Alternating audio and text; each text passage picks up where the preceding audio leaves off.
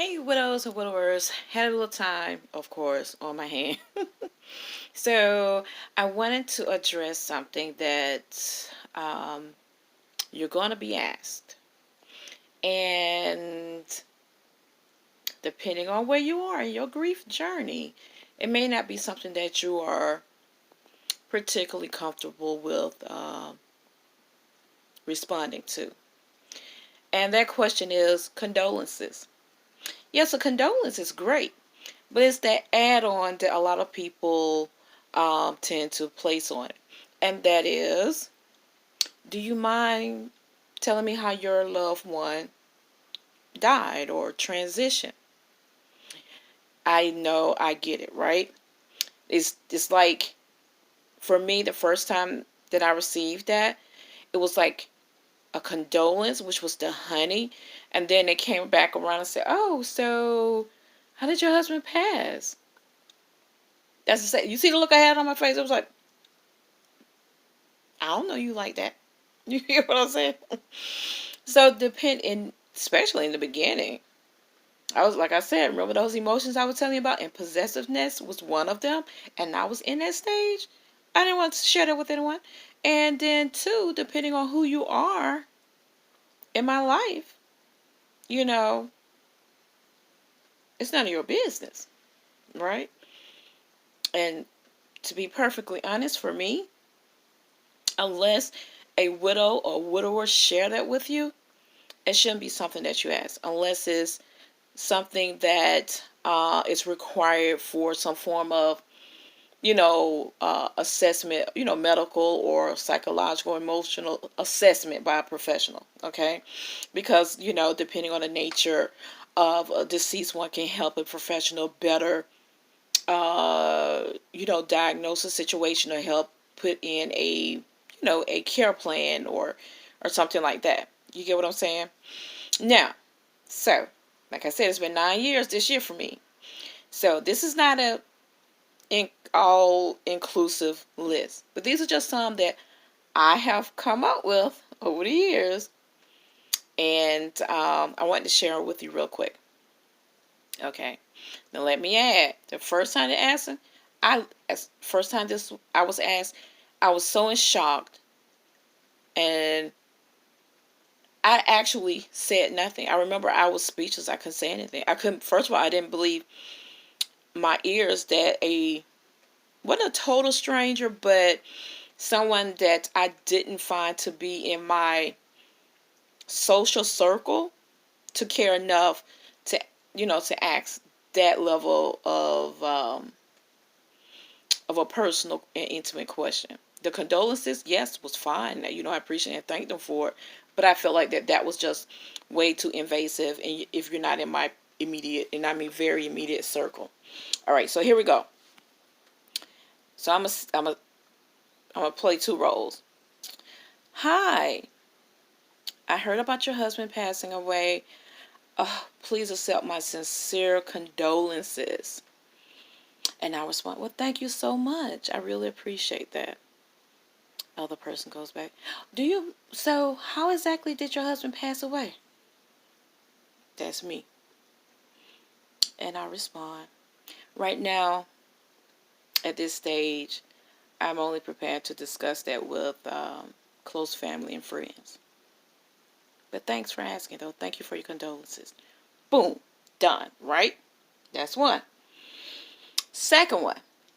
And you will notice how they, you get tweeted a little bit, how they change up. And here's another scenario. Oh, wow. I heard about your husband passing away. I am so saddened to hear that. How exactly did it happen? Was he sick? Was he ill? Was it an accident? I just hope nobody did anything to him. Right? And you're like, oh, thank you for the condolences. I really appreciate that. But currently, I don't discuss the nature of my husband's transition. You understand, don't you? But thank you for the condolences. Boom. Second one, right? And the the reason I pause at this one because this one almost uh, approach almost could have destroyed a relationship, erupted a volcano. Okay, let me show you. Oh my goodness, I just heard online that you're on Facebook that your husband passed away. Oh, okay. That's me, right? What in the world happened? Hmm? You're not even my Facebook friend. But FYI, I'm not on Facebook. So this is just an example. Thank you for the apology. I really and greatly appreciate it. And that's it. You act like the reason I'm smiling. You act like that add-on never existed. And you smile and you leave it like that. Now, for that last one, that third one, if they're that disrespectful to persist on getting a response, then you know what? For me, if you weren't intelligent enough or compassionate enough or had enough empathy enough to understand that I left that part of your, I don't even know what you call it, a compliment undone, untouched, then I feel like you're not smart. I mean, I ain't gonna say smart enough, but you're not worthy of a response anyway. All right. So I hope that helps. Okay.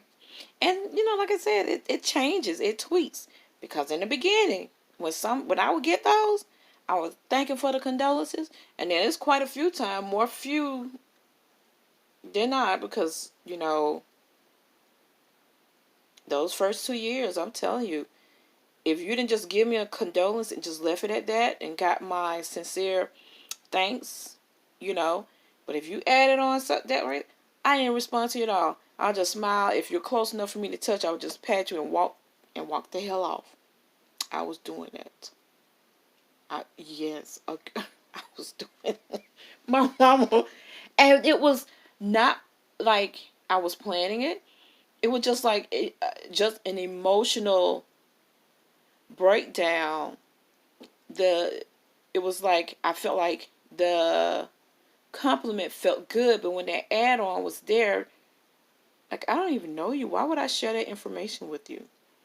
Instead, till it just really warped the whole um, pleasantry of some sorts, of the condolence. And I would literally just shut down and just walk off. Smile. I'm good at that. And just walk the hell off. I would literally just shut up, shut down, and walk off. I did that more than anything else. If they would have, when I got those type of condolences with that type of add-on request. I mean, 90% of the time, at least for the first 2 to 3 years, I would just smile and just ignore you. hmm And there has been moments if I wasn't in a place where I couldn't move, so I was just like, and they look at me, I'm looking at them, and I literally was numb, didn't care, and they felt confused or disrespected or anything. I really didn't, because I felt on some levels some form of manipulation, because the condolence covered up what I felt like something was a very personable question. But as time went on and through therapy, I was able to talk myself through it and formulate a response, okay, based on my personality. So find one for yourself. Now notice I said through time and through therapy, talk, and let me tell you, when I say therapy, I mean talk therapy. I say that all the time. In the beginning, I didn't find anybody to talk to. I found somebody for my children very quickly. My good friend, she found a fabulous program for my children right off the bat. I think they were in a support system by,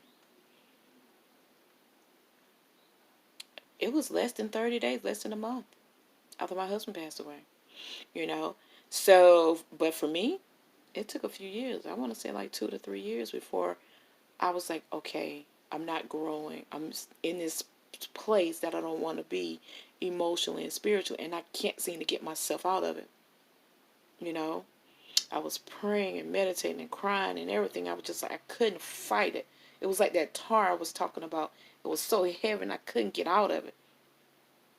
Just fighting it every moment, until I finally just stopped and I just said, I got to get some help to get out of this. And I did it. And here I am now. So, continue to be intentional on your joy, regaining your joy, regaining and just refocusing, not regaining, because you never lose it. If you had it in the beginning, you never lost it. It's just that we got to turn our attention back to it and refamiliarize ourselves with it. And that it is joy, okay? So be intentional on looking around you and noticing the joy around you, because it never left you. If it was there before your spouse passed away, I guarantee you it's still there now. It's just that we have to refocus our attention off the heartache, the pain, the anger, the illusions that come with it. Y'all have to watch the other video about that. And focus and find that joy that you know that you and your family had. And remember, if you have, children, they're going to follow your lead. And that's my widows and widowers. They're looking for you for emotional direction. All right? I love you guys.